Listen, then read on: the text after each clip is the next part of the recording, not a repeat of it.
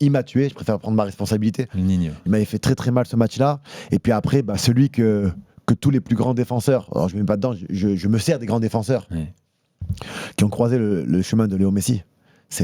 Mais raconte-nous juste, ça veut dire quoi? Parce que c'est terrifiant, c'est terrible. C'est terrifiant, ça C'est va le trop vite basique dans le Harry ballon. Potter. Je sais pas. En fait, alors moi, par exemple, quand on me demande de choisir, c'est la question qu'on m'a le plus posée.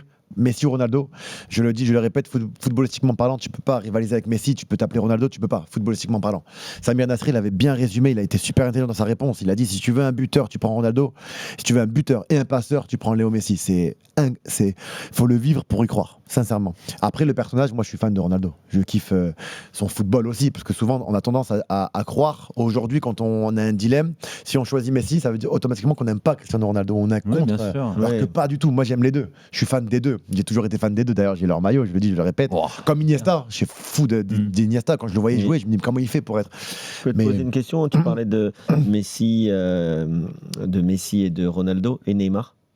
Neymar, par exemple, excellent joueur aussi. Il fait partie des plus grands contre qui j'ai joué. Mais tu avais cette option de pouvoir lui faire mal, tu savais qu'il allait tomber. Okay. Par exemple. Messi, à un moment donné, je disais aux gens qui me disaient ouais, Messi, j'arrive même pas à l'attraper. J'arrive même pas à lui faire mal. Ouais. Mais c'est quoi? C'est les appuis courts, Les appuis courts, la vitesse rapide. Il touche le ballon sur 5 mètres. Conduite de balle, il touche le ballon peut-être 15 fois. Donc à tout moment, tu sais pas, tu peux même pas lire. C'est quand on parle de la lecture du jeu. Les défenseurs, on anticipe, on voit, on analyse.